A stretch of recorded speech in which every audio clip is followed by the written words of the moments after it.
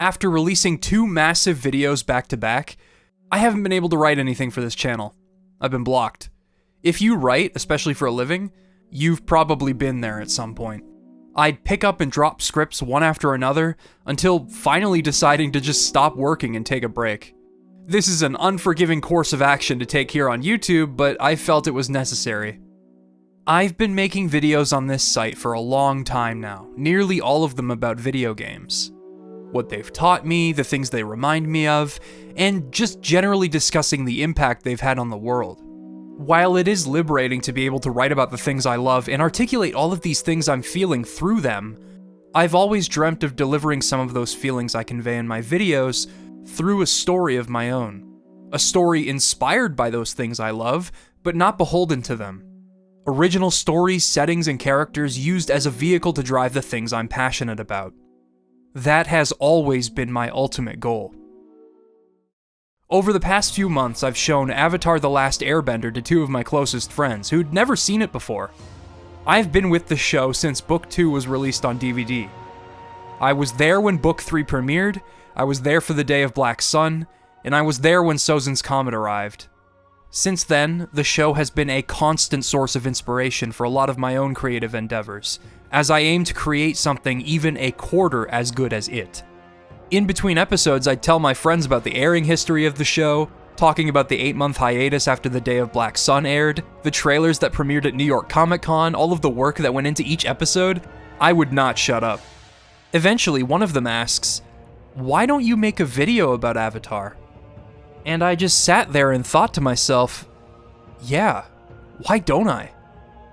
Among many other things that I'll discuss in this video, Avatar: The Last Airbender is an empathetic deconstruction of the impact of war on various people, as well as a profound exploration of the destiny we are assigned and the destiny we can shape, fate, and free will. All while featuring excellent fantasy world building that leans into the show's major themes and serve as the basis for both fantastic visual fare and clever, thought-provoking writing. And above all else, it gives me hope. All the while, it aired on Nickelodeon targeting children. But you know, seeing as I rewatch it almost every year and I'm in my 20s now, and how most of the videos about it skew discussion and viewership pretty far outside of its original demographic, I'd say there is value in watching it even as an adult. Good storytelling has the power to reach everyone. My goal for this video is to not dilute a traditional viewing of this show, but instead to dissect it in an effort to understand why I myself am a writer. After my friends suggested I make this video, I went through my documents and was reminded that I had started and stopped scripts on Avatar multiple times in the past, each script getting a little further than the last, but I guess I was never satisfied with what I'd written. Only now do I feel sufficiently equipped to talk about this show, and I feel I need to do it now more than ever before. For so long, I've imbued a lot of my creativity into discussion of other people's work, and lately I felt chained down for that reason. I want to revisit the show that inspired me most, dissect why it resonated with me and so many others, and hopefully figure out what the hell I'm doing and why I'm doing it. I'm Liam Triforce, and this is a video about Avatar: The Last Airbender.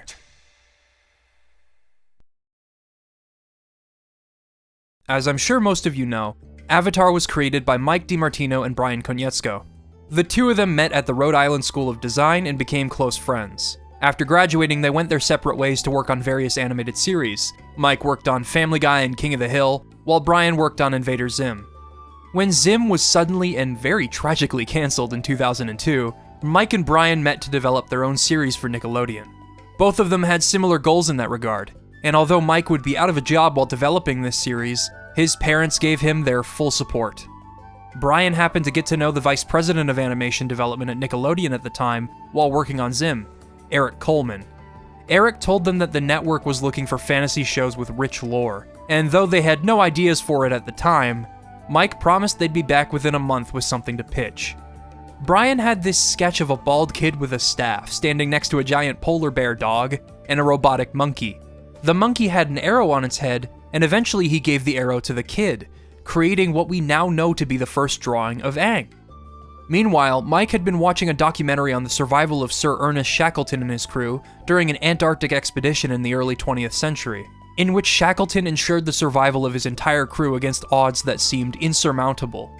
two completely disparate things that seemingly have no relation to each other eventually came together and gave birth to the world, philosophies, and themes present in Avatar.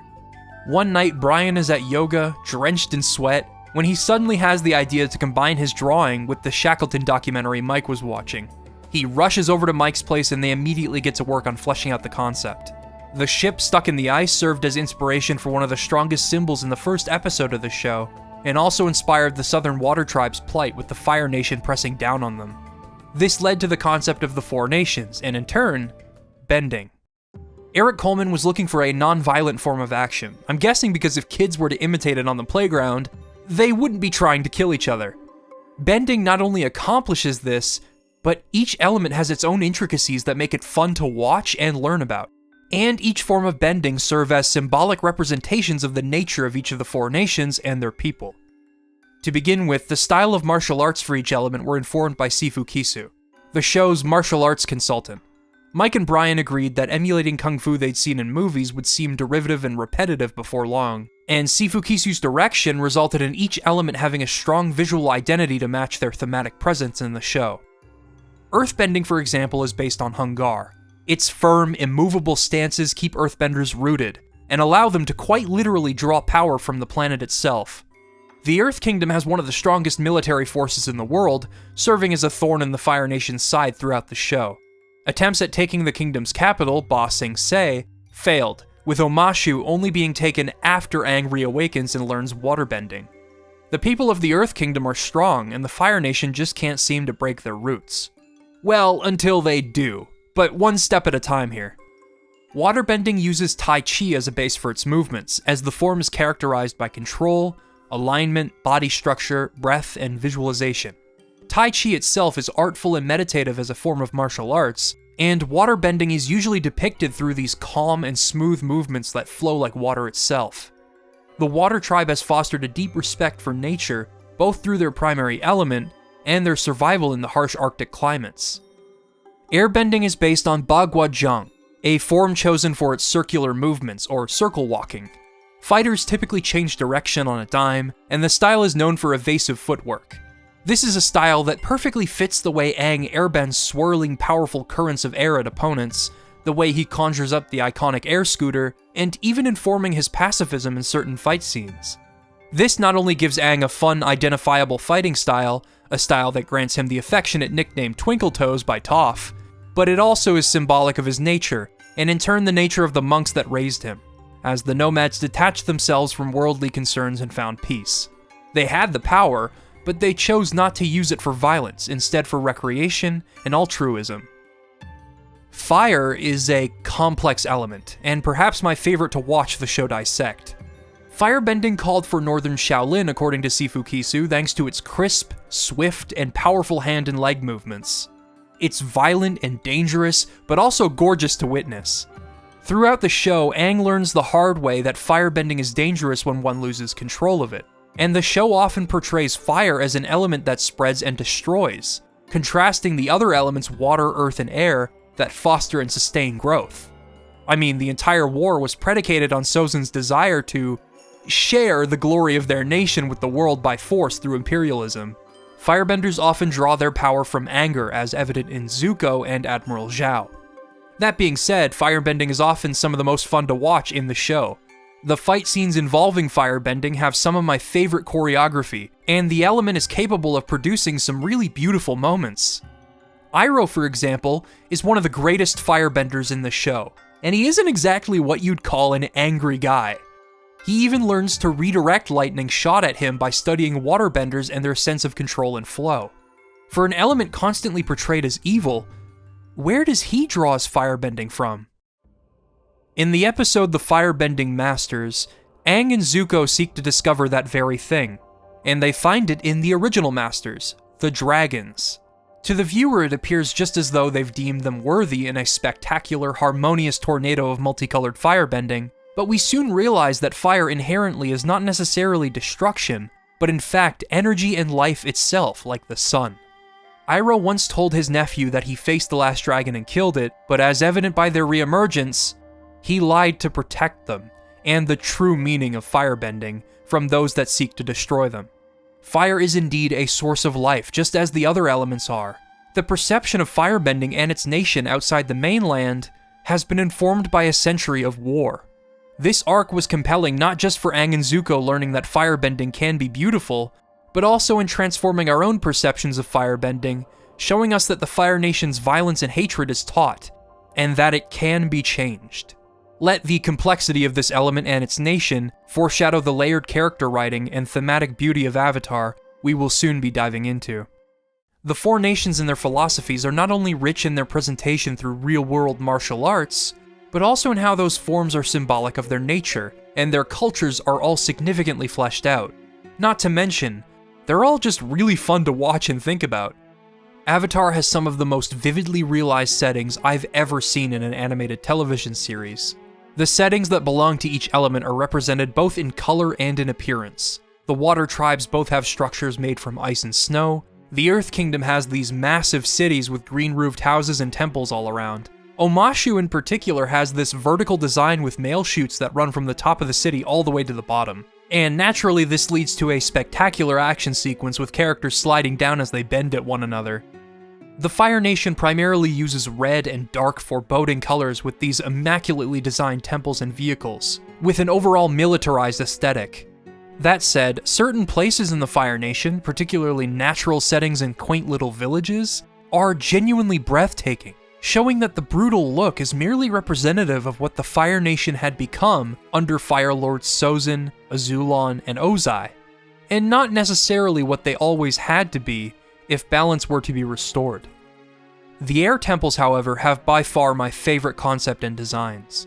They sit high up in the mountains, being difficult to access by attackers unless they had a flying bison. Or, you know, a tank that could climb up the side of a mountain, that works too. Inspired by Tibetan palaces, the concept of air temples being embedded into mountaintops always stuck with me. It not only is symbolic of the nomads detaching themselves, but also meant that only airbenders could feasibly reach them. Before the war began, airbenders used to fly around the temples on bison and with their gliders, representative of their true freedom. It just seems like so much fun. My favorite is the Western Air Temple, unquestionably.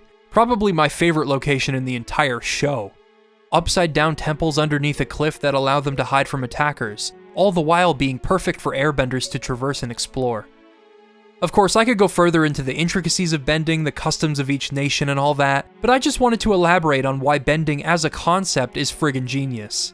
It didn't just fulfill the network's request for non-violent action, it transcended that request, creating a brilliant and unique form of magic for a fantasy story. One that is interlinked with the designs and backstories for the regions they hail from. And it is something that I shamelessly imitated as a kid. We all did. Whenever I was swimming in a pool or a lake, we'd have waterbending battles, swinging my arms in these wide motions to create giant waves and shoving them at people. That was the best feeling ever. Bro, I still do it, I don't care. Even now, I still wish I could heat a cup of hot cocoa that's gone cold with firebending, or get around on an air scooter. It's as inherent of a reaction to me now as wanting to use the Force to bring things to you after seeing Star Wars, and that should tell you just how effective bending was as a concept. Right, so where were we? Over the course of a couple of weeks, Mike and Brian fleshed out the four nations, the main characters, as well as the 3-act structure and story arc leading to Aang confronting the Fire Lord. After 2 weeks, they pitched it to Eric Coleman. The Avatar pitch, according to the parties involved, broke pretty much every rule a pitch is supposed to follow. Rather than compressing the plot summary and character descriptions into a short time frame, Mike and Brian just went on and on about their idea, passionately detailing every aspect that they had hashed out. It was described as an onslaught of ideas by Brian, and after so much talking, eventually Eric just had to say, "Stop." Mike and Brian then had to create an 11-minute pilot for a test audience, a process that left Brian alone in Korea for months as he directed the animators. Reflecting on that time in the Avatar Spirits documentary, Brian recalls there being some lonely times living on his own in Korea. There was a time when they were the only ones on the planet that cared about Avatar, and they just wanted to show the world what it could be. This is a sentiment that I've held on to ever since I watched this documentary, and it's something that I consider every time I work on a new project. There are times when I doubt if anyone will care, and times when I feel like I've failed in delivering what I wanted to say with it. The story of Avatar's production, as well as the plot of the show itself, both serve as constant inspirations in that regard. And hey, I guess the rest of the show's history speaks for itself. Avatar tapped into both what I loved about great Western fantasy stories and Japanese animation, but also fostered my love and respect for Asiatic-inspired settings and Eastern philosophies. Avatar honored all of its inspirations and became an astounding achievement in American animation that continues to inspire countless people. The pitch for Avatar came about at the best possible time. The network's desire for a lore-driven fantasy work, coupled with the rise in popularity of anime, meant that it was going to see some level of success, but the artists behind the show ensured its enduring legacy, and it serves as an inspirational story of collaborative effort bringing people's dreams to life. There are many reasons I continue to love Avatar to this day. I've touched upon bending, the superb animation, and the respect it pays to its inspirations, but for me, the show lives so strongly in my mind for the maturity and how it demonstrates its three central themes: war, destiny, and redemption. Its characters grapple with these themes in their own ways, and it makes them compelling not just for a show on Nickelodeon, but for any story, in any medium. From the beginning of the show, and as recounted by Katara at the beginning of each episode, the world has faced a war instigated by the Fire Nation for over 100 years. War and its effects are depicted not through soldiers fighting on a battlefield, but through the ordinary people trying to live their lives. Its immediate effects are made evident after Aang is found in the iceberg. Upon meeting the entire village, we see that there aren't a whole lot of people living at the South Pole. Seeing as the Northern Water Tribe have this beautiful stronghold, the Fire Nation saw fit to cut off communication with their sister tribe, overpowering, imprisoning, and sometimes killing any waterbenders that dare oppose them. Unfortunately, Sokka and Katara's mother Kaya wasn't so lucky to be taken as prisoner, instead being killed in a raid. In order to fight back, the physically capable men of the Water Tribe were sent off to fight the Fire Nation, leaving the two of them without their father as well, as Hakoda fought in the war away from his kids. When Aang and Katara go penguin sledding, Katara mentions that she hasn't since she was a kid, to which Aang replies that she still is a kid. A small example, but reveals how the oldest kids of the Southern Tribe were forced to grow up without their parents, and being constant witness to conflict and imprisonment of the other villagers. The episode Imprisoned also demonstrates that this kind of treatment extends to Earthbenders when their true nature is discovered, as they are kept on a giant metal ship, preventing them from bending the elements around them. That said, the Earth Kingdom did indeed have a strong military, with the capital city Ba Sing Se being impenetrable to the Fire Nation for several years, hence the meaning of its name as stated in the show, Impenetrable City. Ba Sing Se is one of the coolest settings in the entire show, with the look being inspired by the real-life Forbidden City in Beijing. It became a popular destination for refugees from the war, even though it divides its inner rings by social standing and class. But the details and conspiracy surrounding the city gradually reveal themselves to be making a victim of everyone, even if they themselves don't know it. Ba Sing Se's corrupt police force, the Dai Li, have enforced strict control over citizens, including the Earth King himself, creating an atmosphere of peace through absence of information on the war, and even brainwashing those that step out of line. According to the Earth King himself, no monarch has ever been outside of the upper ring. The Earth King is essentially a puppet, with the Dai Li pulling the strings. There is no war in Ba Sing Se. Here, you are safe. Speaking of victims, the Fire Nation took no chances with the air nomads. After Avatar Roku's death, Fire Lord Sozin knew that the next Avatar would be born an Airbender, so he killed them all in a genocidal ambush, taking full advantage of their peaceful lifestyle. After Aang awakens and heads to the Southern Air Temple to hopefully reunite with his people, he finds that the place is completely deserted, save for a single lemur. He does attempt to have his fun in spite of it all, but Katara keeps trying to brace Aang for what he might see upon arriving. Aang eventually stumbles upon multiple dead Fire Nation soldiers, as well as the skeleton of his mentor and closest friend, Monk Gyatso. This is actually a pretty harrowing sight for a cartoon on Nickelodeon. I can't believe the way this is rendered in the show itself. You obviously don't see any gory details, but the design of the Fire Nation armor The realistic painting of Monk Gyatso's skeleton, the grim lighting and the way the bodies are all piled on top of one another in front of Gyatso. Aang confronts this sight with a mixture of sadness and anger, letting loose the Avatar state before Katara eventually reaches him by telling him that she and Sokka are his family now. Aang finally accepts that he is the last Airbender, and vows to stick with Appa and Momo to keep his people alive. The episode ends with Aang flying away on Appa, with him and Momo looking back on the temple as it disappears into the clouds. One of my favorite moments in the entire show. It is accompanied by this beautiful kalimba melody, establishing one of the most powerful leitmotifs in Avatar's soundtrack, as well as encompassing Aang closing the book on past events and setting off for adventure as the Avatar, and the last of his people. This all happens in conjunction with the subplot involving the Agni Kai between Zuko and Admiral Zhao. We'll expand on their rivalry later, but this all makes the Southern Air Temple one of my favorite episodes of the show. And that's the other thing. Though the show does have an overarching narrative, there are things that happen along the journey that feel like self-contained stories.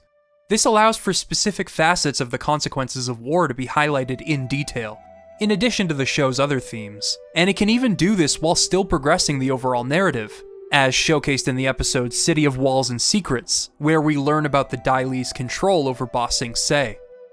The other thing that's important to note is that it explores these things on Nickelodeon.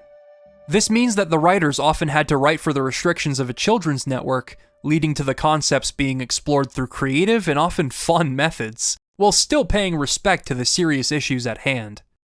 Take the episode The Headband, for example, in which Aang attends a Fire Nation school by mistake after borrowing a school uniform. There he learns that the students have been indoctrinated in false beliefs of their nation's glory, with their authoritarian regime suppressing such freedoms of expression as dancing. Now, I talk about this episode as if it portrays these things with a stone-cold serious tone, but it absolutely does not, at least not all the time. But that's what makes the show so smart and so fun to watch. It delivers these messages without sacrificing the optimism of the show. Aang answers a question in a pop quiz about how the Fire Nation supposedly defeated the Air Nation army, to which he responds that they had no army, and it was an ambush. The students are shocked by this bold response, to say the least. In response to the Fire Nation kids not being able to express themselves, Aang decides to throw everyone a dance party. Naturally. Not only does this have some really fun moments like this kid just going ham, seriously, look at him go. We also get to see Aang and Katara share a dance, a moment where Aang is actually pretty smooth for once. Flameo, sir. All in all, the episode has the gang teach these kids to be free and have fun, something that their school's indoctrination didn't really allow for. That's really what lies at the heart of Avatar in all of its messaging. It's really fun to watch. For all of the bending, humor, and visual spectacles it features, it also manages to weave teachings of the consequences of warfare into the stories it tells. That said, it knows when the show's tone needs to shift, as demonstrated through the Air Nomad genocide and the concept of revenge. Like Aang, many characters have lost people they love to the war, and all of them grieve and respond in their own ways. Vengeance, however, is portrayed as the unhealthiest response, as it merely perpetuates the cycle of violence. Jet, for example, takes his desire for vengeance to the extreme, as it eventually consumes his state of mind. When introduced, he and his freedom fighters seem like a cool group. Jet effortlessly deals with the Fire Nation troops non-lethally using his hook swords, which I love by the way, and they live high up in the trees. It seems as though they've found complete freedom from the Fire Nation, but his methods are not always ethical.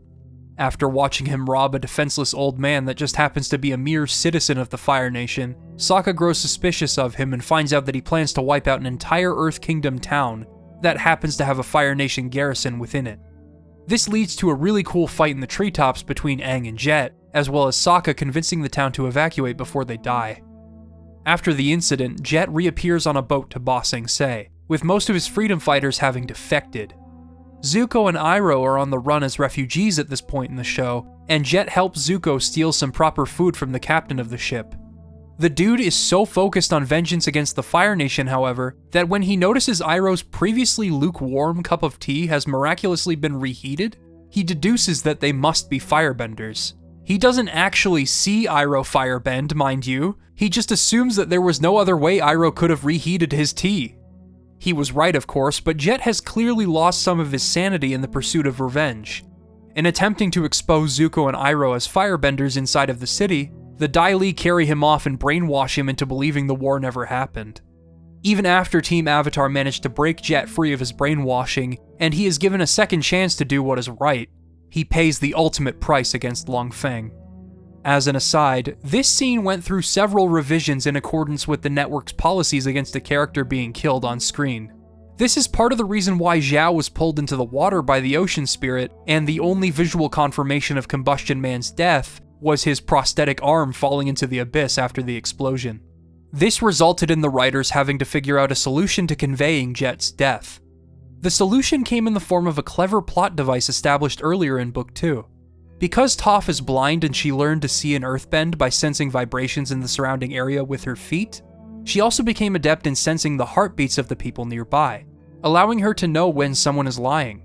This comes up a couple of times before Lake Laogai, especially when she senses that both Smellerbee and Jet are telling the truth during an argument, and leading them to believe he'd been brainwashed. It's when Jet is injured by Long Feng where Toph is able to provide the last bit of confirmation that Jet was going to die there. On top of Long Feng saying Jet had chosen his own demise, Katara saying things don't look good, and other characters getting emotional over the state he's in, the final nail in his coffin comes when Jet says he'll be fine, and Toph says he's lying. To me, this scene worked on all fronts. I know it would have been easier to just show Jet getting beat down, but it serves as a really creative example of how they were able to write around the restrictions of the network. And hey, if you were one of the people that ever found Jet's fate unclear, the show even pokes fun at it later in the Ember Island Players. Jet's death came as a bittersweet conclusion to his little redemption arc. He set aside his pursuit of revenge and delivered justice without seeing things in black and white, and putting innocent people's lives at stake. It also serves as an example of one of the most important things Iroh says to him before they part ways, that people are capable of change. He says this not just in reference to Jet, but also to his nephew, who was in clear conflict with who he was. But we'll talk about him in due time. One of my favorite episodes of how this show portrays revenge comes in one of the show's most chilling episodes, The Puppet Master. It's a poignant episode that taps into the creativity of this show's core concept to create moments of genuine fear. With the backdrop of civilians going missing in a nearby Fire Nation village, the kids befriend an old woman named Hama, who happened to be a waterbender hailing from the Southern Water Tribe, Sokka and Katara's home. She teaches Katara how to draw water from all sorts of places, including the plants and flowers beneath her. One of the first visual representations of her hatred of the Fire Nation occurs when she drains all of the fire lilies in this field of their water, leaving them withered and black like the scorched earth at the beginning of the Winter Solstice episode. A chilling symbol of her hatred, and one of the more obvious hints that she might not be such a sweet old lady. With the full moon in the sky, Hama tells Katara the full story of her escape from captivity. This episode demonstrates the fascinating intricacies of waterbending, and the episode that came before this, The Runaway, features a scene where Katara uses her own sweat as a source of water to cut her way out of a jail cell. Upon seeing this on our recent viewing of the show, my friend turns to me and says something along the lines of, "So because humans are made up of mostly water, can we bend other people?" I turned back to the TV and said, "Just hang in there." When Hama was left alone with nothing but the rats that would crawl through her cell, she learned that she could bend them too. As she put it, she realized they were nothing more than skins filled with liquid. She calls it bloodbending, and the animation and especially the sound design accompanying this technique are unsettling. She controls people like puppets on invisible strings, making the scene in which the gang discovers her puppet collection all the more disturbing in hindsight. This is a freaky episode as a whole, and it culminates in Katara, understandably, refusing to reach inside of people and control them like puppets, even if Hama attempts to justify her technique by reminding her of what the Fire Nation did to her mother. Naturally, Hama does not appreciate this response, and bloodbends Katara into submission. I think what sells this scene for me is not only the beautiful lighting and shot composition in this dark forest under the moonlight, as well as this creepy close-up of Hama as she basks in that moonlight, but also Tress MacNeille's bone-chilling performance. You can feel the evil in her voice in a manner that is hard to put into words, as if she relishes the opportunity to take control, something that she lacked as she was left to rot in a prison cell for years. This is a different kind of evil stemming from what the Fire Nation has done, and that doesn't make it right. After the kids rescue Hama's kidnapping victims and Katara is able to resist Hama's control, Hama uses Aang and Sokka as her weapons against Katara. This scene is immaculately crafted. It demonstrates some really powerful waterbending, but I also love how Sokka is forced to swing his sword against his will, and the animation really sells that feeling that Sokka is being manipulated like a doll. Eventually, Hama forces Sokka and his sword toward Aang, and Katara has no choice but to bloodbend Hama. Hama congratulates Katara as she is carried away to prison. Horrifying. Both Jet and Hama serve as examples of the kind of person Katara could have become had she let the feelings of her mother's death consume her. The thing is, I feel that Hama's pioneering of bloodbending and her escape may have caused the Fire Nation to stop taking waterbenders prisoner, meaning that they would kill every waterbender they captured, inadvertently causing the death of Sokka and Katara's mother, as Kaya confessed that she was the last waterbender at the South Pole, a lie meant to protect Katara. The episode The Southern Raiders has Zuko presenting Katara with an opportunity to confront the man that killed her mother. Katara is intent on avenging her, even with Aang pleading for her to forgive that man. He even goes as far to liken her to Jet. Katara even says something pretty shocking to her own brother about this. When Sokka sides with Aang over whether or not to kill this man, Katara says, "Then you didn't love her the way I did." Revenge is something that can cloud your judgment when your hatred is strong enough, but regardless, she felt that she had to face him. Even when you know there's absolutely no way they're gonna let Katara kill this man on Nickelodeon, you're dying to see how she reacts when she finally comes face to face with the person that killed her mother. Katara and Zuko eventually confront the leader aboard the Raiders' ship, and her hate is so powerful that she bloodbends him without a second thought, forcing him to the ground. I remember this being an incredibly shocking moment when I first saw it, as Katara used this ability she once detested solely for revenge, making her no better than Hama before her, or Jet. Though the leader isn't the man she's looking for, they are pointed toward the correct man, who retired a while back and lives with his mother. She has him right where she wants him, but she ultimately chooses not to kill him. I mean, of course she doesn't, but it's the circumstances that really elevate this scene, and the episode's ending. The man is pathetic, offering up his own mother's life in exchange, and Katara feels it best to just leave him be. There was no need to succumb to the cycle of violence. The biggest thing of note here is that she doesn't forgive him, and I side with her completely. Aang does, of course, have a point when he says it's hard to forgive, but that it can be the first step to healing. In this circumstance, however, forgiveness really was impossible. Her forgiveness ends up going towards Zuko, letting that bitterness finally wash away as thanks for allowing her to seek the closure she needed. Revenge is a complex thing to experience, but living well really is the best revenge. For all of these reasons, The Southern Raiders is one of my favorite episodes of the show, as it deconstructs complicated feelings like vengeance and forgiveness through the lens of someone who lost her whole world to the war, and it's an episode I identify with to this day. It's really hard to forgive, and it's not something that can always come easily when you've been hurt so badly, but if and when you feel the other person has earned it, granting them forgiveness can allow you to leave behind those negative emotions and heal. When it comes to revenge, there's one more thing I wanted to talk about. Aang's search for Appa is perhaps one of the hardest arcs to get through in the entire show. Not because it's bad, but because it's painful to watch the character that is the heart of the show lose his optimism and sense of self. After Appa is carried away by sandbenders as the kids escape from the sinking library, Aang lashes out at everyone before searching for Appa himself. Unfortunately, the trail is cold, instead turning his attention toward enacting revenge on the sandbenders that took Appa. This is extremely unlike Aang, but he is not about to lose the bison he grew up with. After facing such tragedies spawned from the war, the devastation of nature, the genocide of his people, and towns struck with fear, He is not about to fail or lose anyone else. At one point, Momo is carried away by a buzzard wasp, and Aang chases after it with this stone-cold look in his eyes. Even after he frees Momo, he straight up kills the damn thing and walks away. When confronting the people that stole Appa, he loses it. Even when the Sandbenders offer to escort the gang out of the desert, Aang is unresponsive and everyone just flees. The only person that remains in Aang's vicinity as he ascends into the air is Katara, who brings him back down to Earth with a single hug. A hug that says so much with so little. Beyond this, Aang is closed off about Appa. He doesn't want to ever feel how he did out in the desert.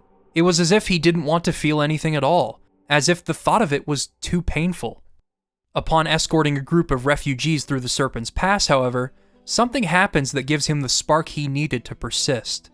One of the refugees was a pregnant woman that was due to deliver her baby any second, and that time comes just as they finish crossing. Seeing them alive and well with a newborn baby having been successfully delivered, Aang feels a renewed sense of hope, and that hope carries him into Ba Sing Se.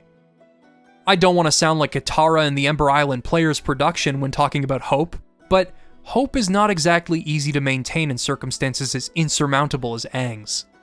I mean, he has to master all of the elements in less than a year, otherwise there really won't be a world left to save. There's so much weight on his shoulders for a goofy kid. When someone as crucial to him as Appa goes missing, I can understand why it'd feel like his world is crumbling around him.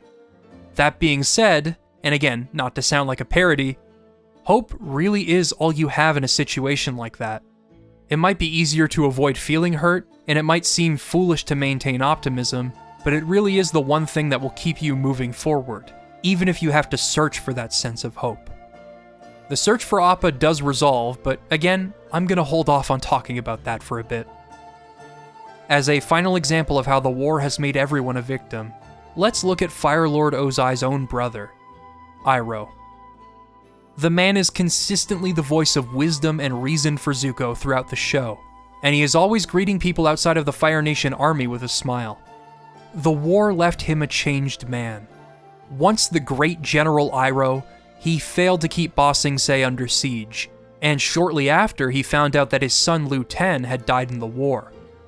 After this, Iroh chose to travel with Zuko on his quest for the Avatar, but chooses not to directly help Zuko obtain him. Instead, when he acts, he does so on behalf of the greater good. At one point, after Zhao has laid bare his plans for the Fire Nation's siege of the North Pole, Iroh makes it a point to tell him that history is not always kind to its subjects, no doubt drawing that wisdom from his experience with the war, and warning Zhao of what would happen if the Moon Spirit were to be killed and the moon removed from the sky. I'll delve into some more of the wisdom he offers the show's main characters eventually, but I wanted to highlight specifically how Iroh has made it a point to greet those in need with help and kindness, something that victims of the war rarely see, and how he was able to recognize that he was on the wrong side of history. The episode titled The Tales of Ba Sing Se features a compilation of miniature adventures focusing on specific characters, with one of them centering on Iroh greeting others with kindness, as mentioned, cheering up a crying baby with a little song of his, or even helping someone that's trying to rob him believe in himself. The segment ends at sunset, with Iroh climbing a hill to honor his deceased son's birthday, and singing that same song from earlier. I really don't think I need to say more. This episode is emblematic of Avatar's ability to create wonderful bottle episodes that still provide some emotional fulfillment, but specifically with Iroh's tale, it sheds light on the fact that those with the biggest hearts often have been hurt the most. Iroh inspires me to be that light in other people's lives. There are many more little ways the show portrays war throughout its runtime, so much so that I originally wanted to center this video solely around the consequences of war. But I found so much of that intersects with the idea that the trajectory of the war is not predestined. So many characters in this show are proof that people can change, and that destiny is something that you can decide for yourself. So when I say that this show is about war, I'm not just referring to the consequences of a battle between nations. I'm also referring to the war within oneself.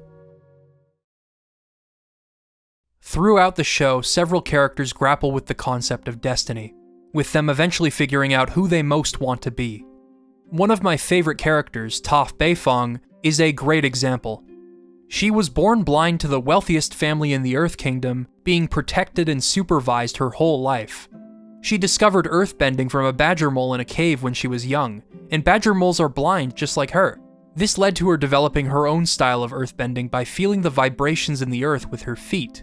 Without sight, her other senses are heightened, contributing to this surprisingly precise style of earthbending that is really fun to watch. When Toph discovers earthbending, she does whatever she can to enjoy her passion. Her parents don't agree with her passion, but she doesn't conform to their demands, instead traveling the world and teaching Aang earthbending. From there, she doesn't let anyone stand in her way, with only shifting sands and other non-earthy ground being obstacles for her. But even those don't stop her for long. At one point, Yu and Xin Fu capture Toph in a metal box, but she eventually realizes that metal is just purified earth, a concept that happens to link with Aang's conversation with Guru Patik. Toph senses these small impurities in the metal and bends her way out of that box, becoming the world's first metal bender. She locks them in the box, declaring herself to be the greatest earthbender in the world, and stylishly darting off. I love how this was built up throughout the show, witnessing metal as this unstoppable force for earthbenders, before Toph just figures it out thanks to her heightened senses, and even continues to get better at it throughout Book 3.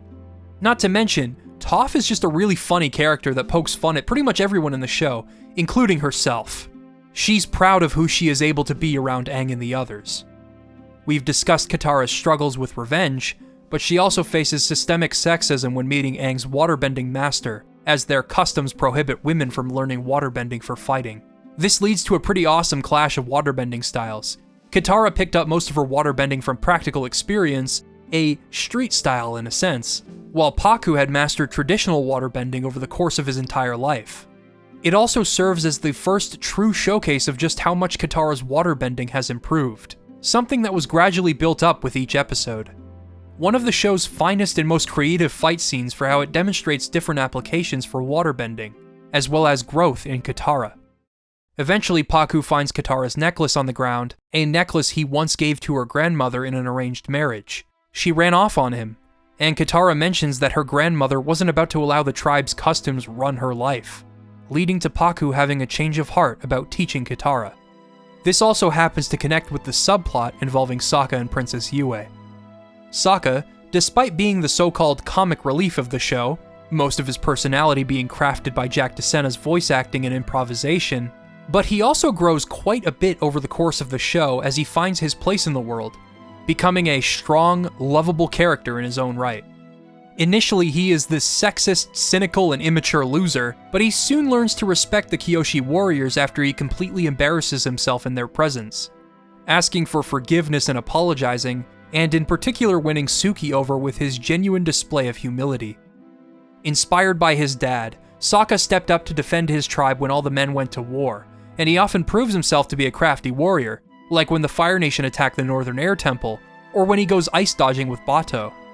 Eventually, he develops feelings for Princess Yue, who happens to be in an arranged marriage with someone she doesn't love, just like Kana and Pakku.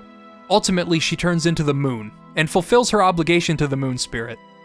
Sokka learns to move forward, but when he reunites with Suki, he can't bear the thought of losing her too, being extraordinarily protective over her until Suki reminds him that she is completely capable. The dude has experienced a lot of loss in his life, and I can't really blame him for behaving this way. That said, any scenes with Suki in front of the moon have a pretty hilarious vibe about them in hindsight, especially this one. I wonder how Yue feels about all this. Even after learning about the darkest day in Fire Nation history and preparing for battle, Sokka felt that he wasn't nearly as special as the rest of the gang. Bending is seen as a gift, something that those lucky enough to be born with should cherish. Sokka pretty much just sees himself as the meat and sarcasm guy, but in training with Piandao, he is recognized for his unorthodox manner of thinking and his ability to see what others cannot.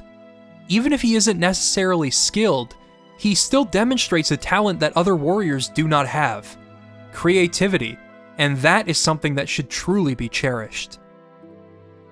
In Toph, Katara, and Sokka, as well as various other characters, The show often conveys that being true to yourself in spite of societal norms is most important, and it empathetically portrays issues that come with self-discovery and growing up. Most importantly of all, it demonstrates that everyone has the capacity to change. In the episode The Avatar and the Fire Lord, Aang and Zuko separately learn about the connection between Avatar Roku and the man that started the war, Fire Lord Sozin. As it turns out, Roku and Sozin were close friends, but that friendship fell apart once Sozin informed Roku of his plan to imperialize the rest of the world. It was a nice glimpse into the world before the war, as well as Roku's life and journey as the Avatar.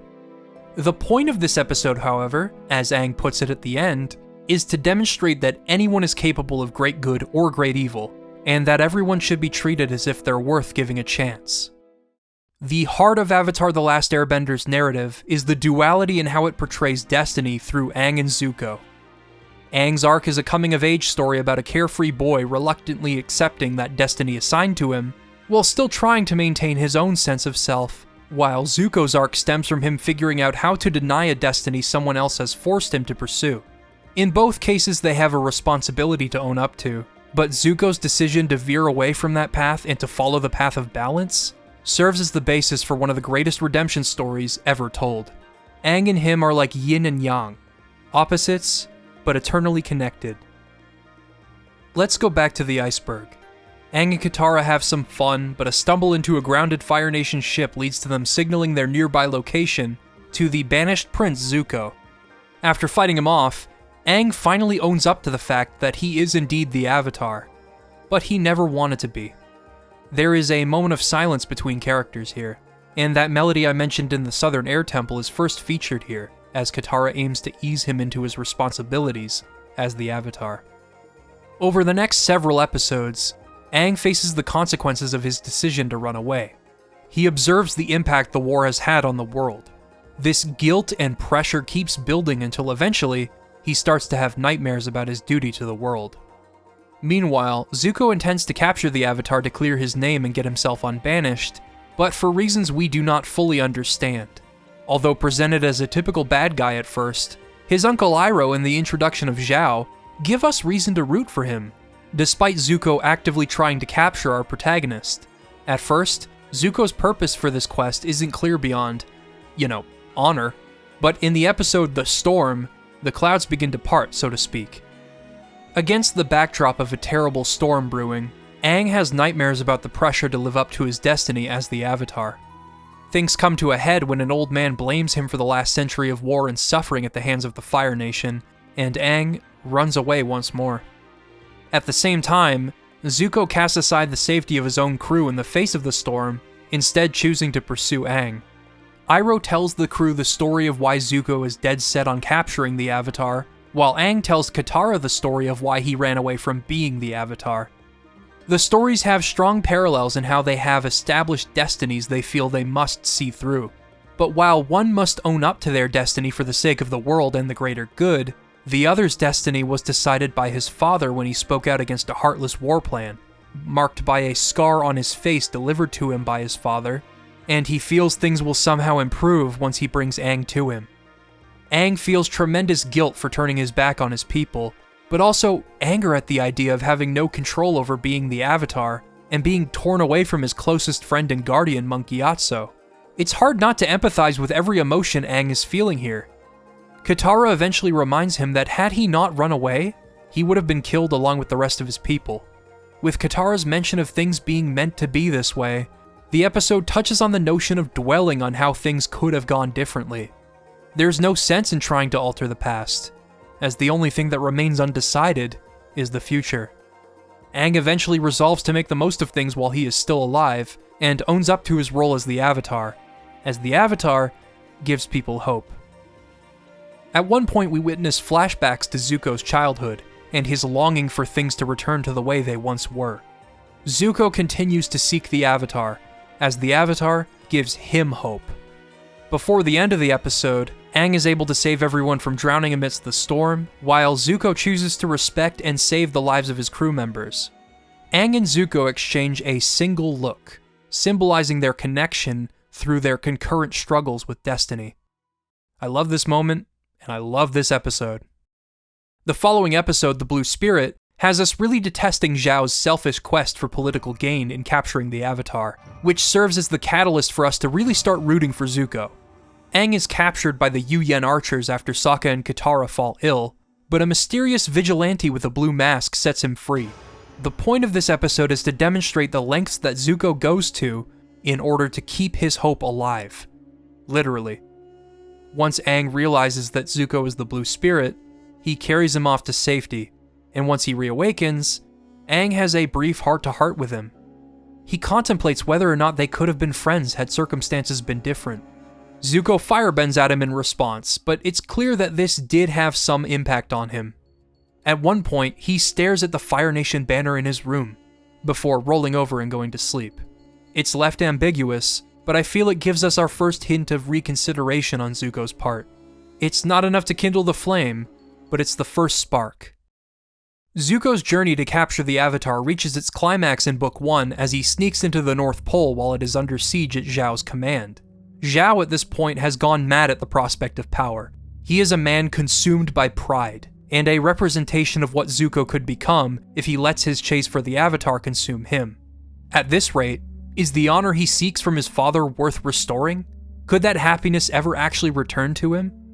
On top of that, his uncle fully intended to confront Zhao in his decision to kill the Moon Spirit and rob all waterbenders of their power, which, despite Iroh being right in doing so, would lead to him becoming a fugitive and an enemy of the Fire Nation. Zuko would no longer be beside the man that was more of a father to him than Ozai, with Iroh even telling Zuko that he sees him as his own son after losing Lu Ten. Iroh has always been the voice of guidance and reason in Zuko's life, and his constant race to capture the Avatar is making him lose sight of who he is. Zuko successfully captures Aang while he is in the spirit world and his physical body is meditating, but with no way out of the snowstorm, he has nowhere to turn, and he is swiftly defeated once the gang arrives to rescue Aang. Aang chooses to bring him along though, feeling that he couldn't just leave him to die. You'd think after this, Zuko would respect what Aang has done for him and start listening to his uncle, right?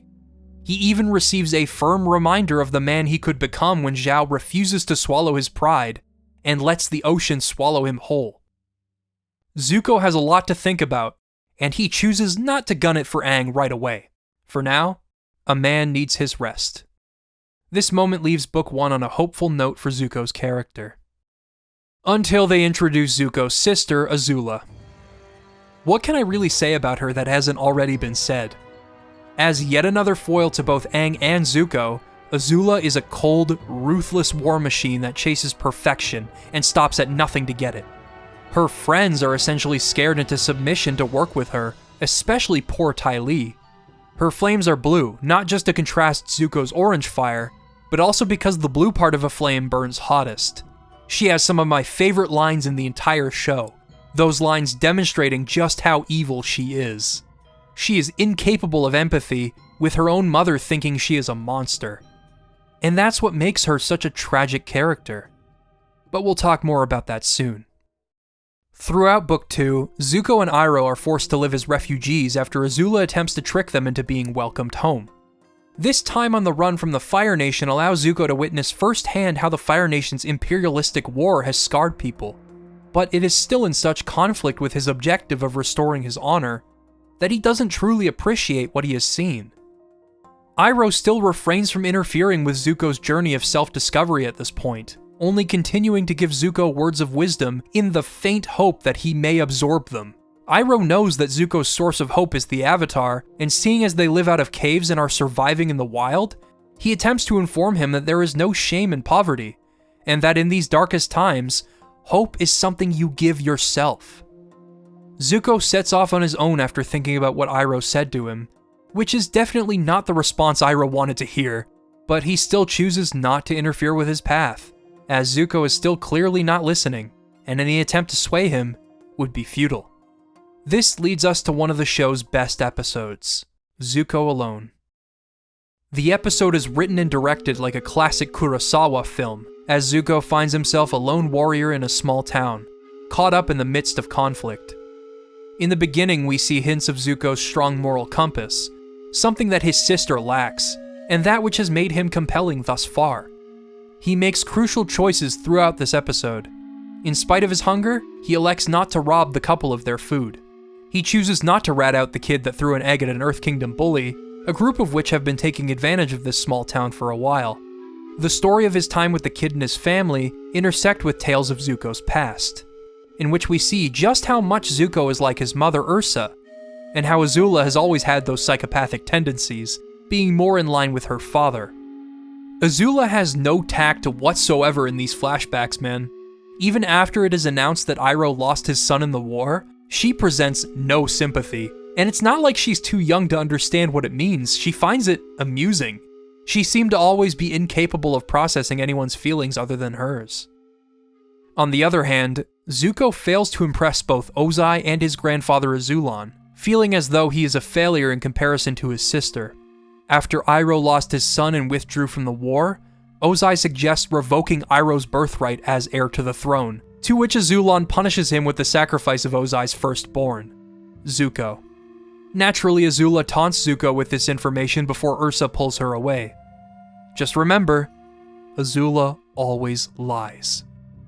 Catching wind of this, Ursa seemingly takes Zuko's place in this exchange, although it is left intentionally ambiguous when she leaves, only being revealed toward the end of the show. Azulon dies and Ozai takes the throne. Without the only person in his life that ever showed him any love or affection, from then on, Zuko was alone. The kid, whose name is Lee, takes a liking to Zuko and looks up to him as he trains with the dual swords. I always really liked how Zuko makes a point to mention that the swords are not separate, but rather two halves of a whole weapon. Yin and yang. One cannot exist without the other, which reminds me of his and Aang's parallel journeys. Lee fears for the fate of his brother after those Earth Kingdom soldiers inform the family of his battalion's capture, drawing parallels to Zuko's reaction when he finds out that Lu Ten was killed, and he entrusts Lee with the dagger Iroh once gave him. Lee stands up to those soldiers with that same dagger, and Zuko feels obligated to help him. I love the fight scene that follows, in which Zuko makes an effort to conceal his firebending, fighting off these soldiers with his swords and traditional martial arts. Unfortunately, he can't keep up without his firebending for long, and we have one last flashback to the last words his mother said to him. No matter how things may seem to change, never forget who you are. Zuko lets loose. He firebends at the last guy and announces who he truly is. Unfortunately, that name carries with it a heavy weight, a weight that will only be lifted once Zuko finds redemption. The family and the entire village turn their backs on him, and Zuko once again finds himself alone. But this time, we get the faint sense that he might have a firmer grasp on who he is, and what he truly cares about. Following this is the episode The Chase, in which the gang are relentlessly pursued by Azula, Mai, and Ty Lee, to the point of sleep deprivation. First of all, Toph and Iroh, of all people, share an unexpectedly beautiful moment. At this point, Iroh is traveling without Zuko, while Toph has run away from the group for reasons not terribly dissimilar to how Zuko is feeling. Throughout this episode, Toph is adamant about not wanting anyone to worry about her and wanting to carry her own weight, but Iroh, from experience, relays that there is nothing wrong with letting people who love you help you, and that if his nephew ever needs him, he'll be there. After chatting about his nephew, who he does not name by the way, Toph says that maybe he should tell him that he needs him too. After this comes one of the best climaxes of any Avatar episode. Aang successfully lures Azula out to this abandoned town. Before Aang and Azula fight, Zuko steps in to fight Azula and, of course, capture the Avatar. It's a wild three-way duel between each of them, and this makes for some incredibly dynamic and imaginative action involving all three characters. But they don't just rely on these three people, because Sokka and Katara eventually catch up, followed by Toph and then Iroh. Everyone is back together again, and they all have Azula cornered. And then Azula burns Iroh. Zuko is extremely distraught, and even though Katara offers to help, he doesn't trust anyone else. He just wants to make it up to his uncle. The parallels between Aang and Zuko continue in the episode Bitter Work. While Aang is faced with his natural opposite as an airbender and needs to stand his ground in order to learn earthbending, Zuko's rage and lack of focus on who he truly is prevents him from learning how to bend lightning. Lightning bending is something that Azula and Ozai both excel in, whereas Iroh has invented a method of not shooting lightning at people, but redirecting it. With this technique, Zuko is not only taught to draw wisdom from multiple places like the Avatar, but he also is able to become a hard counter to his sister by not wielding lightning, but allowing that fierce energy to flow through and out of him. I love the idea that Zuko learns not to use lightning as a weapon, but as a metaphor for his own internal struggle and not letting that destructive energy destroy him, instead letting it pass straight through. Iroh, naturally, doesn't want to have Zuko practice with real lightning, but Zuko instead searches for lightning himself, screaming at the clouds to strike him as they always have before. The clouds do not respond, and Zuko breaks down. Zuko continues to struggle with who he is as their adventures in Ba Sing Se carry on. Though Iroh and Zuko find stability in a tea shop in the lower ring, Jet's reappearance serves as a grim reflection of who Zuko could become if he lets his hunt for the Avatar consume him, much like how he reflects Katara in her desire for revenge. That is something he and Katara have in common, along with the loss of both of their mothers at the hands of the Fire Nation. In The Tale of Zuko, he actually rejects the idea of pursuing a relationship with this sweet girl named Jin. Part of it probably had to do with his previous relationship with Mai, but I also think it had more to do with the fact that he didn't want to sweep her into everything. Still, I love that Zuko tells his uncle that his date was nice in the end. I can't help but wonder what things would be like if he actually did pursue a relationship with Jin. See, that's how much of an impact this episode left on me. It has all of these short stories about each character that don't progress the narrative at all, but it still stands as one of the best episodes of the entire show for what the stories stand for in the context of each character, including Appa. Right, so Appa is missing when Aang and friends arrive in Ba Sing Se, and this does eventually link back to Zuko in a major way. Before everyone makes it to Lake Laogai, the episode Appa's Lost Days aired.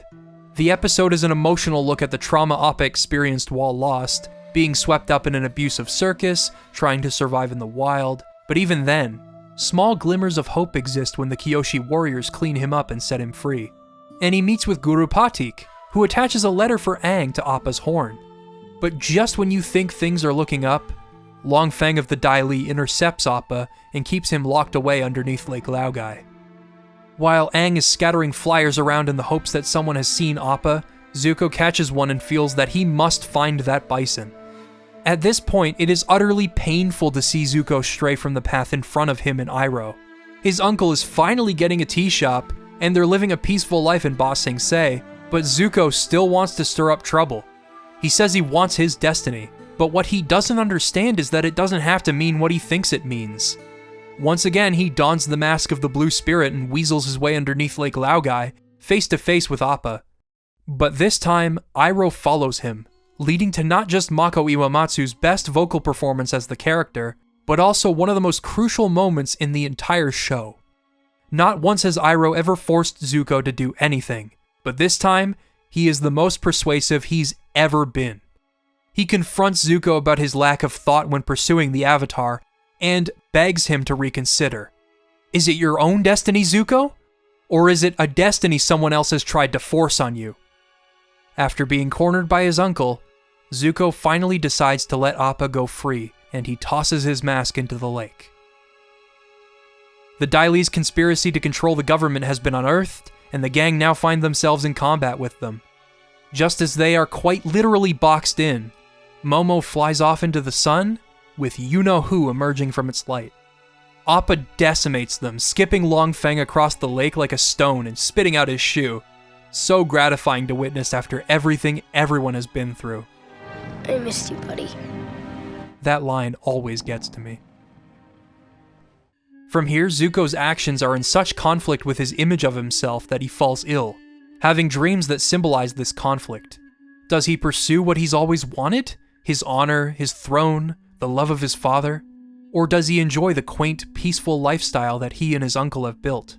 When you fought for so long for one thing, thinking that it's what you were meant to do, it can be hard to deny it.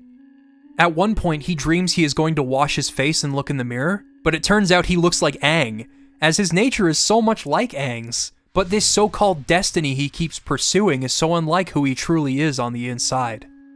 Ultimately, he awakens happy to help his uncle with his tea shop, even smiling as he does so. It seems like Zuko has finally come out the other side of his internal conflict. Meanwhile, everyone goes their separate ways after proving the Daile's conspiracy to the Earth King. Aang goes to train with Guru Patik, Sokka goes to see his father, Toph gets a letter from her parents. Everything seems to be hunky-dory, right? Before we get into what is quite possibly one of the greatest season finales of all time, I want to talk about the episode The Guru, the penultimate episode of Book 2. Guru Patik helps Aang to open his chakras so that he may gain full control over the Avatar state, and enter it at will, because up until now, he can only enter the Avatar state when he was extremely angry or in terrible danger.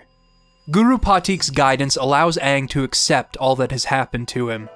Although it takes liberties on the chakras to present Aang's journey, the episode is not only an authentic exploration of the chakras and how they can become blocked, but also a very meditative and cleansing episode that allows Aang to properly heal from everything that he has dealt with. I find myself emotionally invested in Aang's training as it lays everything out in front of him. He surrenders his fears of defeat and losing those closest to him.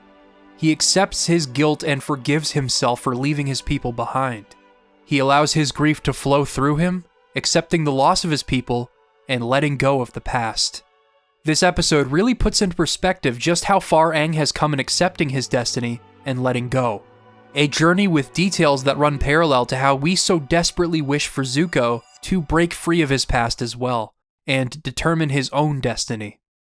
The stakes rise throughout this episode, all leading into the season finale. Azula, Mai, and Ty Lee are undercover as the Kyoshi warriors, and they learn about the invasion plan from the Earth King. Azula overthrows the government and the Daile in one fell swoop. Zuko and Iroh are met by Azula, and Zuko once again feels he must confront her. Iroh joins Team Avatar in order to find his nephew, who pretty much immediately gets destroyed by Azula. Aang and Iroh discuss Aang's decision to leave his training and lock the Avatar state in order to save Katara, to which Iroh says that he thinks Aang is wise for choosing happiness over power. There's no guarantee of what might happen as a result of his decision, but Iroh likens life to the dark tunnel they find themselves in.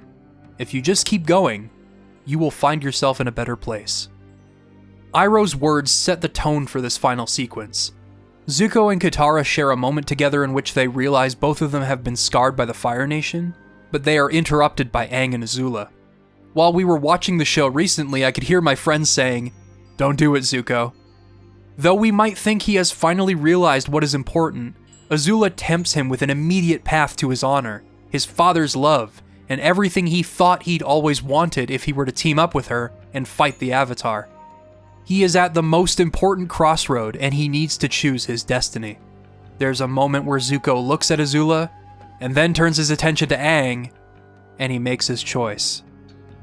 It hurts every time. Not only is the setting of the Crystal Catacombs one of the most beautiful in the entire show, but watching Zuko use these fire whips to attack Aang, meanwhile Katara clashes with Zuko over his decision, while countering his whips with her octopus form, everything about this finale is perfectly executed.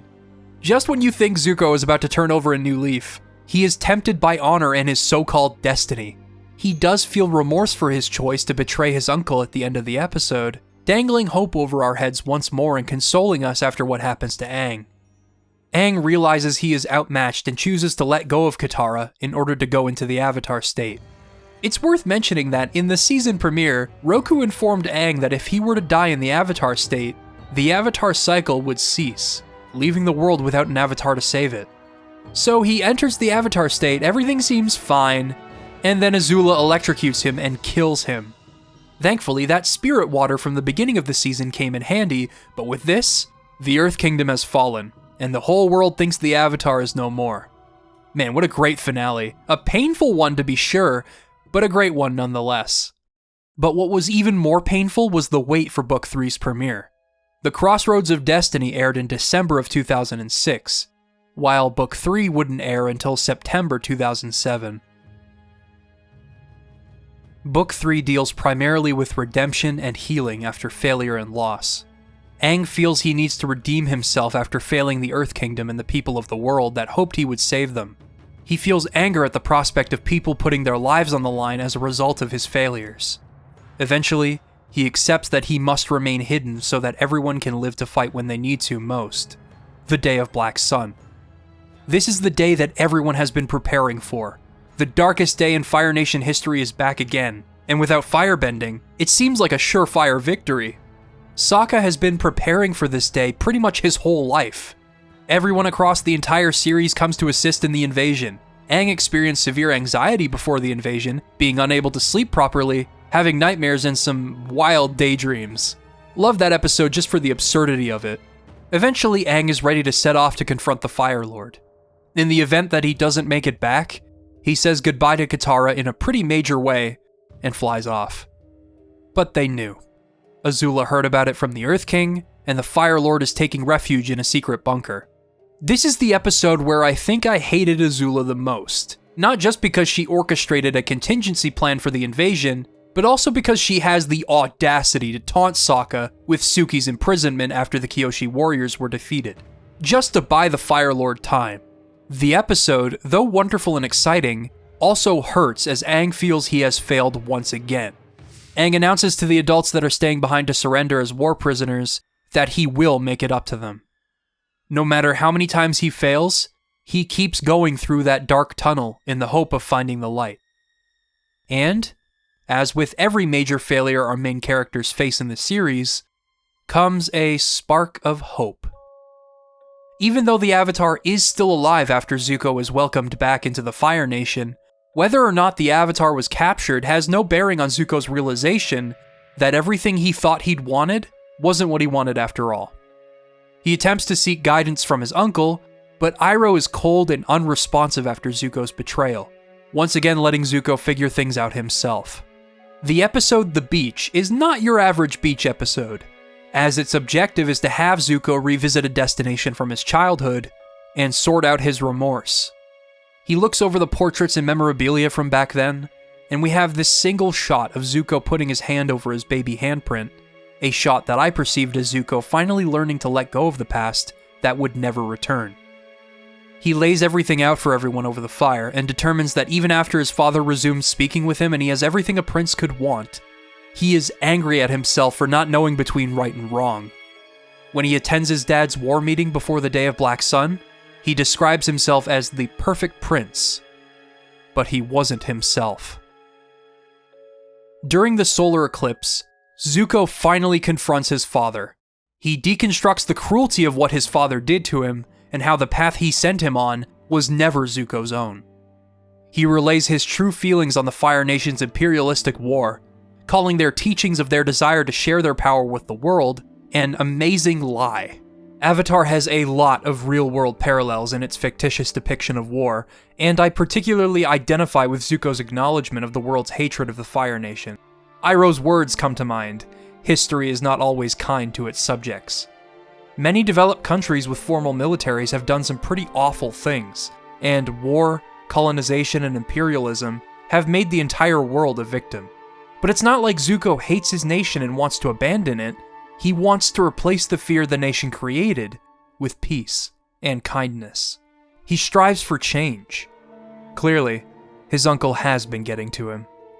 He sets off to join the Avatar, and when Ozai encourages Zuko to kill him, Zuko says that defeating him is the Avatar's destiny, and that he knows his own. Only this time, when Zuko says that, you can feel the truth and certainty in his words.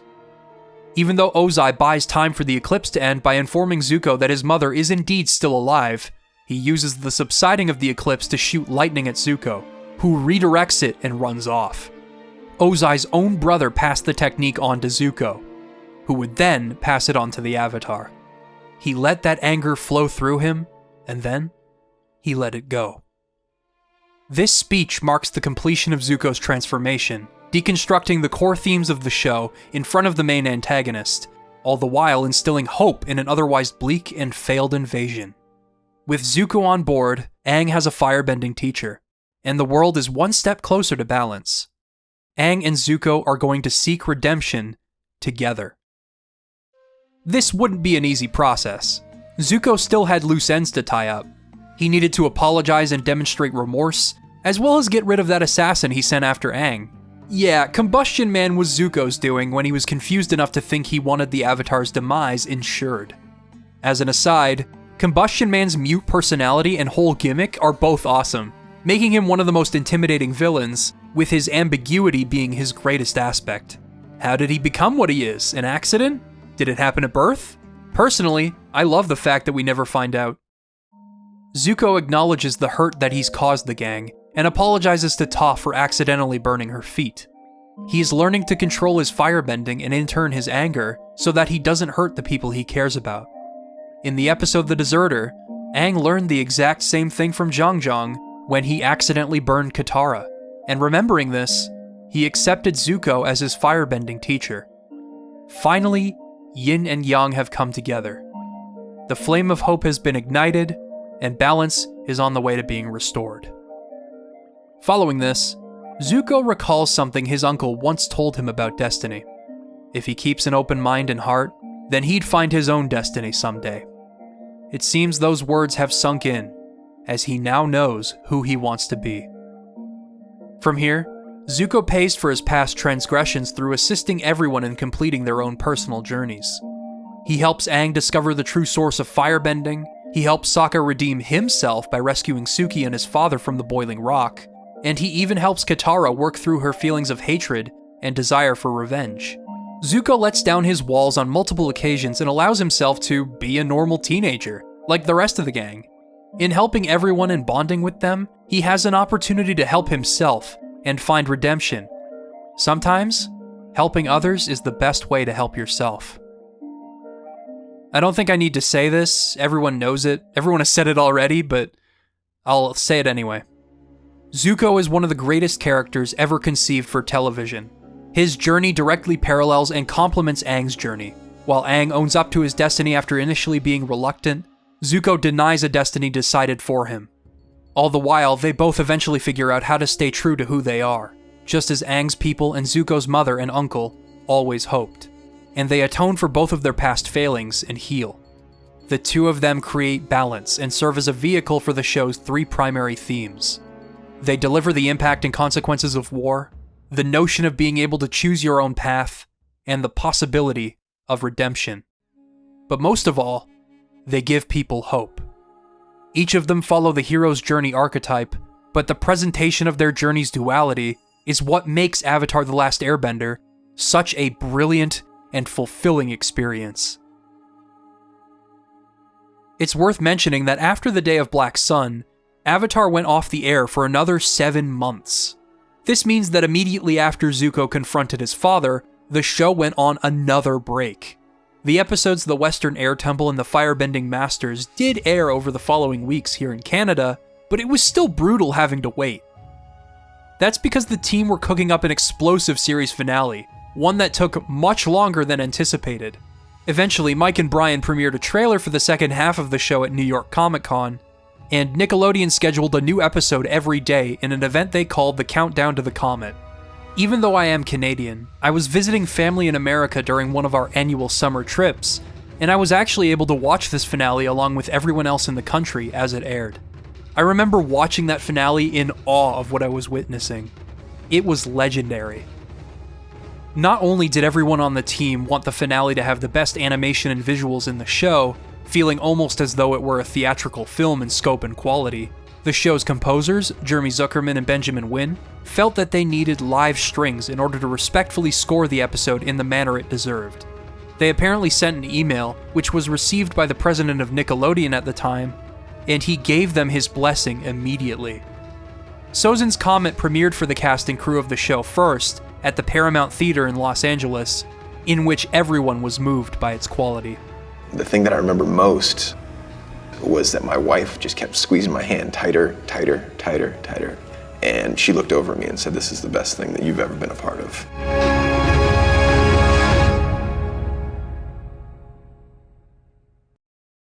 Sozin's Comet is the culmination of all of the series' crucial themes and lingering stories, set against the backdrop of Aang's dilemma over whether or not he can follow through and kill the Fire Lord. Sokka and Toph attempt to take down the Fire Lord's airship fleet, Iroh and the White Lotus take back Ba Sing Se, and Zuko and Katara confront Azula as her mental stability slips away. First of all, Azula's reign of terror over her closest friends ends during Sokka's mission at the Boiling Rock. Mei's love for Zuko overpowers that fear of Azula, and despite everything Zuko's done, she is proud of the person he's become. Following this, Azula begins to lose her grip. She attacks Team Avatar at the Western Air Temple, and you can hear in Grey Delisle's performance that Azula is slipping. She starts banishing her servants for minor, often comical grievances, and she begins hallucinating about her mother. At this point, you begin to feel pity for Azula. Ever since she was young, her mother thought she was a monster. If Zuko turned out alright, maybe Azula could have been saved too. And that's just the line of thinking that this finale wants you to continue on. Azula's deterioration and that sense of pity you're meant to feel directly parallels Aang's feelings over whether or not he can really take Ozai's life. His past lives offer him wisdom that all point towards acting on behalf of the world, sacrificing his own values and character in the process. This duality makes for an excellent setup. While you do not pity Ozai, you do want Aang to bring a peaceful end to the war somehow.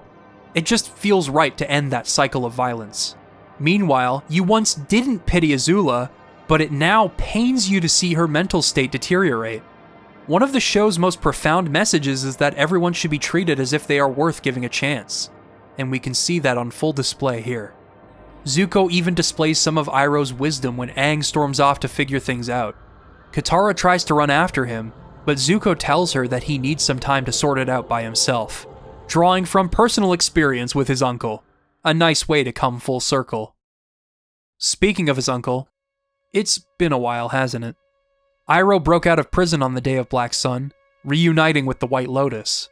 Though he and Zuko weren't on speaking terms, Zuko so desperately wants his uncle to forgive him for what he's done.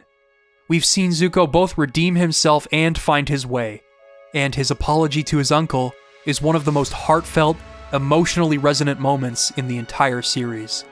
Iroh is so proud to see Zuko has found his way, providing us with a conclusion befitting of Zuko's incredible growth. As the comet arrives, Suki mentions that it looks beautiful, and that it does. For it being the symbol of such violence and being the source of power to the scourge of the world, it does make for some of my favorite lighting and color palettes in the entire show. From a technical perspective, Sozin's Comet is without a doubt one of the greatest achievements in Western television animation. Zuko and Azula's final Agni Kai have these dazzling fire effects that are heightened thanks to the power of the comet above them. The scale of the flames dancing with one another is illustrated in a brief shot where they pull away from the site of their battle, and you can see just how tall they really are.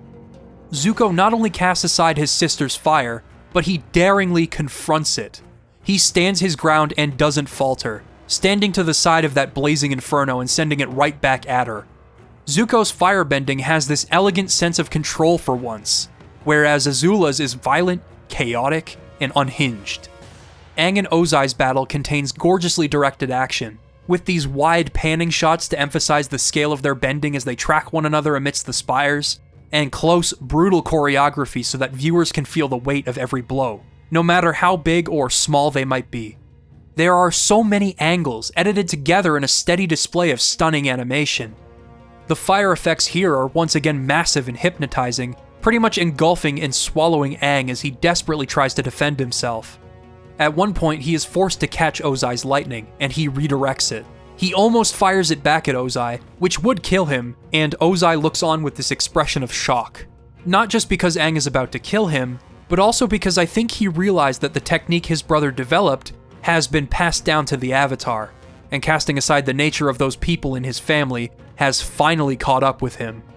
And the scale of Sokka's mission to take down the airship fleet is incredible to witness. Toph metal bends herself a suit of armor and absolutely demolishes a crew at one point, and at another point she metal bends the rudders of a ship to swerve into another ship. They hop from one ship to another until there's nowhere left to go, with Sokka having an injured leg and Toph hanging onto his fingertips.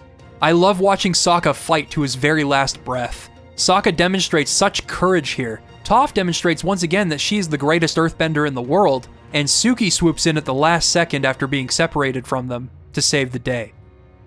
I would be sorely remiss not to talk about the score for this finale. The decision to incorporate live strings, paired with the traditional instrumentation evocative of the setting, really heightens the drama and emotional intensity of this finale. Especially when Zuko and Azula are facing off, making you feel just how sad their duel truly is. Azula is beyond saving, and Zuko is about to finally put her down, after everything she's done to him. Unfortunately, Azula plays dirty, and betrays the rules of the Agni Kai to attack Katara. Zuko runs in to catch the blow, being severely electrocuted in the process. It's fitting that Azula would do this, but it's also equally fitting that Katara would be able to honor and repay Zuko by outsmarting Azula and restraining her, leading to this tragic performance by Grey Delisle as Azula completely loses it. A detail that also links Zuko's fight to Aang's are Azula and Zuko's complementary colored firebending, a direct parallel to Aang and Ozai after Aang attempts to energy bend him. Aang is struck in the exact spot that Azula shot him, unlocking his final chakra and allowing him to go into the Avatar state and rush Ozai down. The power of his bending is unprecedented here, with some of the most elaborate choreography, violent concepts, and mesmerizing animation the series has ever seen. So many great shots that emphasize the speed at which Aang is moving and the aggression in his attacks. At one point, he airbends so hard that he blows the center of a massive spire to pieces. And then, just as he is about to deliver the final blow, he hesitates. Ozai tries to take advantage of this, but Aang just does this awesome back-turned kick to deflect Ozai's blow. And then we have this rotational shot to convey all of the action in Aang subduing Ozai, before Aang finally begins to bend the energy within himself and Ozai. That parallel I mentioned, the complementary colors blue and orange, completely fill the screen as a visual representation of the battle between redemption and corruption. Light and dark, yin and yang. Both Aang and Zuko once struggled with this, and to watch this unfold, with very few words, and the most powerful rendition of the lead Avatar melody we've ever heard, it evokes this instinctual reaction. According to Brian Konietzko, the scene was difficult to realize, but it is a very simple visual of two colors clashing against one another, with one eventually overpowering the other. Despite feeling like he's failed, Aang has finally overcome everything he grappled with throughout the show, and finally he has returned light to a devastated world. Balance has been restored. I don't think I can ever make it through the end of this show without, tear-bending. It's not just the pretty colors in the sky and the atmosphere of peace in these final moments between our main characters, or the beginning of Aang and Katara's relationship accompanied by that familiar kalimba melody launching into a sweeping orchestra. It's the feeling that, in spite of everything, this team, led by two guys with a passion for storytelling, managed to tell such a gripping narrative full of powerful themes and create such a vivid world to complement those themes. If you think about it, this show was born from the minds of people who are just huge fans of animation, like you and me. Their journey in creating this show is a living symbol that anyone has the capacity to leave an impact on the world. A tale portrayed in the duality of Aang and Zuko's journeys. And I think that's why I find myself revisiting it so often. Do I love Avatar: The Last Airbender because I grew up with it, and therefore I find it to be a formative show for me? Yeah, I think that's a huge part of it. I won't deny that. But I think when I first watched it, especially considering how young I was at the time, about 8 or 9 years old, it was the first time I realized that a show like this could be born from the mind of an ordinary person, a concept that I could not comprehend before then. And as I've grown up, I've only learned to appreciate that fact more. Every time I watch Avatar, I appreciate its themes and characters more and more. I appreciate its animation and execution more and more. It almost seems unreal sometimes that a show like this exists. But it truly was born from just a bunch of creative people that wanted to tell a great story that resonates. And if anyone can do that, then maybe I can too. This show gives me hope, both in the story it tells and the fact that it happened to begin with. For so long, I felt like I didn't have a voice. In making videos over these past several years, I've found my voice, and people have started to hear what I have to say. It may be in a completely different form that stems from the work of other people, but I like to think that there is some value in what I'm saying, if I've made it this far. I've made my own path, and ever since I've started work on this video, I've gained the confidence to dive into creating something that I can call my own, because I know I can have an impact on people now. If you're having a hard time finding your place in an increasingly creatively stifling world, please fight to have your voice be heard. Fight to see your vision through to the end, and carve your own path, Believe in it. Because even though Avatar gives me hope, in your darkest times, hope is something that you give yourself. In the end, I know that destiny will be your friend, just as it was to Team Avatar, and it was to me. I've been Liam Triforce. Thanks for watching.